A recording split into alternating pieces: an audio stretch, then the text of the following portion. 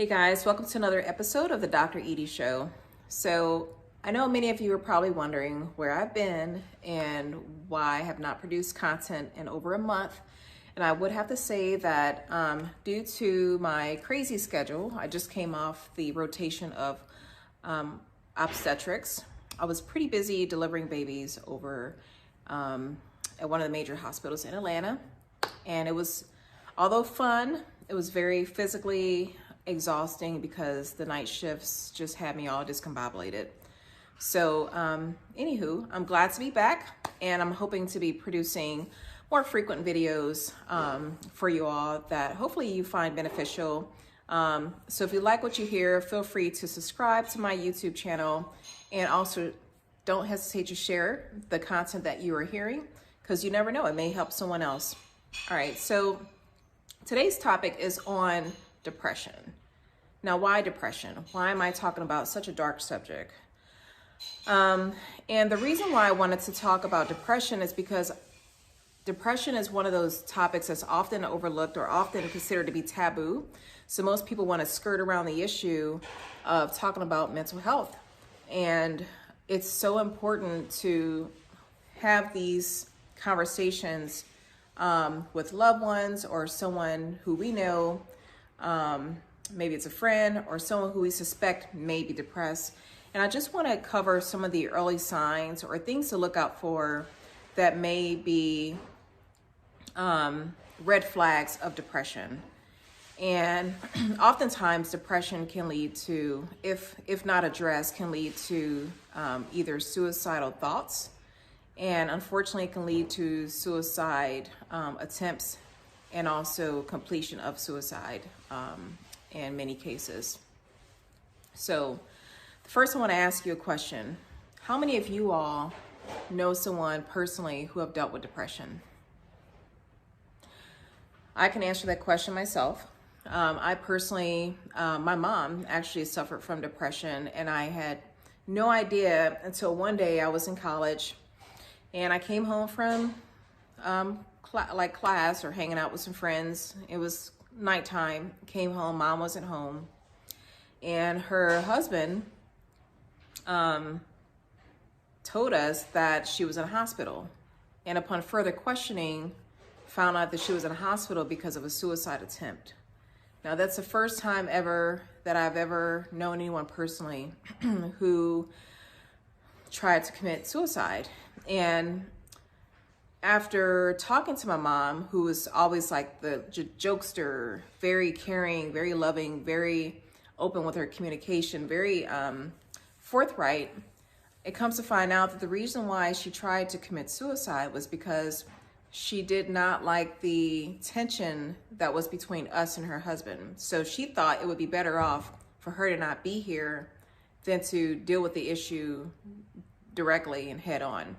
So it really opened my eyes, really opened my eyes to the importance of communication and to talk about these issues, because had the suicidal attempt gone to completion, which thankfully it did not, there would have been a lot of questions on the table, a lot of feelings of guilt, a lot of shame, a lot of shame on our part of wondering what we could have done if it was our fault, what we could have done differently to curtail this suicide. And, you know, when it hits close to home, it really makes you think about these things. So that's the reason why I wanted to bring up this topic. So when we think about depression, here are some of the red flags that you may want to know about. The first one is changes in behavior. So you may have a friend who usually is an outgoing, bubbly person, usually likes hanging out, and all of a sudden they're kind of like withdrawn. They just want to stay indoors. They don't want to be bothered. Maybe they're avoiding your phone calls or making excuses not to be with anyone or go out. They just want to be home, and they kind of isolate themselves. That's an early sign of depression, is when you lose interest in the things that normally would interest you. And it doesn't have to be going out. It can be simple things. It can be maybe going to family gatherings, or maybe it's going to the movie theater, maybe it's bowling, maybe it's social events, or things like that that makes a person kind of just want to seclude themselves and step back and not want to be bothered by anyone. So that's withdrawing, and that's something that I wanted to, bring up as a red flag. Is if you see someone or know someone who has a change in that behavior, definitely you may want to be talking to this person. The second thing is change in sleep patterns. So people who have problems with depression or battling depression usually either have trouble sleeping, they may have insomnia, they may go days without sleeping. And of course, if you go days without sleeping, that can affect your mentation, your thought process, and sometimes you start to hallucinate, see things, hear things, and maybe want to act upon those things to end it, because sleep deprivation is very miserable and it can have a toll on your body. So someone who's losing sleep, or someone who's sleeping too much. So it can kind of go either extreme. So I'm talking about not someone who's sleeping because they're tired from working a long shift. I'm talking about like someone who's constantly sleeping day in, day out, don't want to get out of bed, don't want to live life. They just want to lay in bed and sleep and be in their room alone under the sheets in a dark room. That's also a red flag as well for depression. Other things include changes in concentration, not being able to concentrate. You're maybe having fleeting thoughts, and you're doing a task and your mind wanders, and you're just not able to concentrate. Other red flags is the feeling of guilt, feeling like everything kind of falls on you and that you're the cause of the things that are going wrong in situations, and you're blaming yourself. So that feeling of guilt is also a red flag of depression. Changes in appetite. Someone who's eating too much or eating too little can be an early sign of depression as well. Suicidal thoughts, or in some cases suicidal attempts. But suicidal thoughts is something that most people will, unless you ask them, will keep it to themselves, because again, there's that shame component. And the taboo, if you know someone who's checking all these boxes of depression, I think the taboo comes in of, well, they fit the picture of depression, but I don't want to ask them about suicidal thoughts because maybe it may trigger them to want to commit suicide if I start bringing suicide up. So the topic of suicide kind of gets skirted around the issue and everything else gets addressed, but the core issue of suicide gets kind of swept under the rug because no one wants to talk about suicide, because no one will, it's kind of, okay, if suicidal thoughts come up to surface, how do you deal with that? It's a scary thing. So a lot of times the topic kind of gets skirted around, but there are studies that show that talking about suicide, suicidal thoughts doesn't lead to acts of suicide. It actually may end up helping the person who are having these thoughts. So being able to address the person who you suspect, a loved one who you suspect to be battling depression, just gently ask them, make sure you're in the room by them, that you're one-on-one. There's no one around, so you can have some privacy and just have these conversations and just ask them, have you ever had suicidal thoughts? And just pause and let them answer. Let them air out their thoughts, but don't be quick to throw in your judgment and your thoughts. Just hear that person out.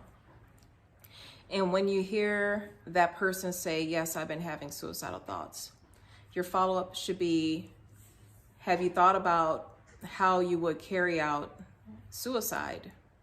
Because people who have suicidal thoughts are at more risk to commit suicide if they have a plan in place. Some people just say, yeah, I thought about running out into traffic. That's a plan. Some people may say, yeah, I thought about getting a gun and shooting myself. That's a plan. Someone may say, I'm thinking about hanging myself, or I thought about hanging myself, or taking some pills. Those are plans. So if a person confesses these things of thoughts, a plan, the next thing you want to find out is if they have access to the means of carrying out this plan. So if there's someone who says they have a thought of shooting themselves, do they have access to a gun? Is there a gun in the house? If so, that gun needs to be removed. Overdose, making sure that, you know, if they have thoughts of overdosing on pills, then you want to make sure that pills are being accounted for, and you know, things are being appropriately given to the person, and that, you know, close eyes are on the situation.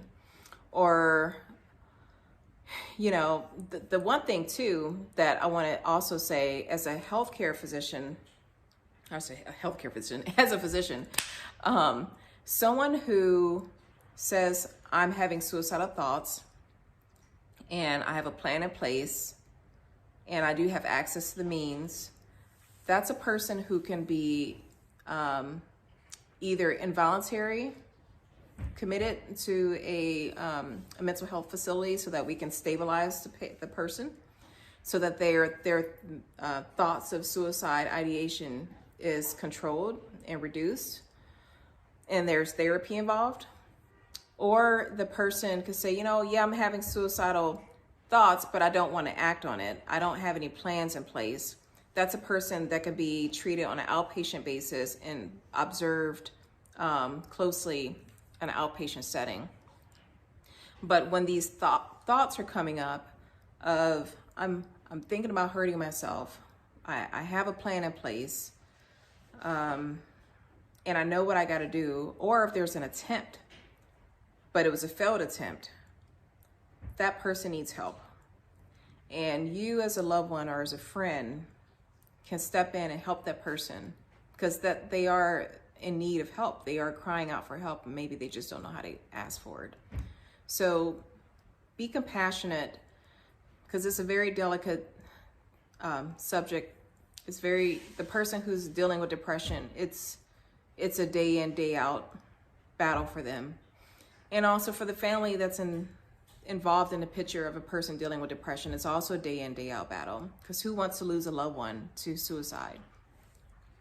The most common ages for suicidal thoughts or suicide is usually between the ages of 10 years old and 35. That's the most, and about 45,000 deaths occur each year because of suicide. So it is something that is definitely real, definitely prevalent, and something that needs to be addressed before it's too late. So I hope this message resonates with someone out there who may know someone who is battling with depression. There's help. There's help out there for that person. And help can look in many different ways. And depending on the person's situation, depending on their mental health, it could be treated in a variety of ways. But the first thing is making sure that your loved one is getting the help that they need, so that that their voice is heard, and that the thoughts of suicide ideation is controlled, and so they can live a life of peace instead of torment. All right, guys. Well, thanks for tuning in, and I hope to, if you have any questions, feel free to drop them in the comment section below. And I will be putting out another video sometime soon, but definitely let me know your thoughts. And again, I hope this message resonates with someone out there.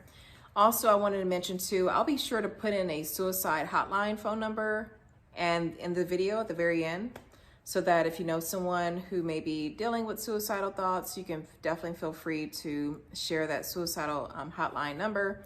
And that number can be called as a toll-free number. They can reach a therapist on the other end, someone who is there 24/7, who's available to listen to them, to that person. All right, have a great night. Bye.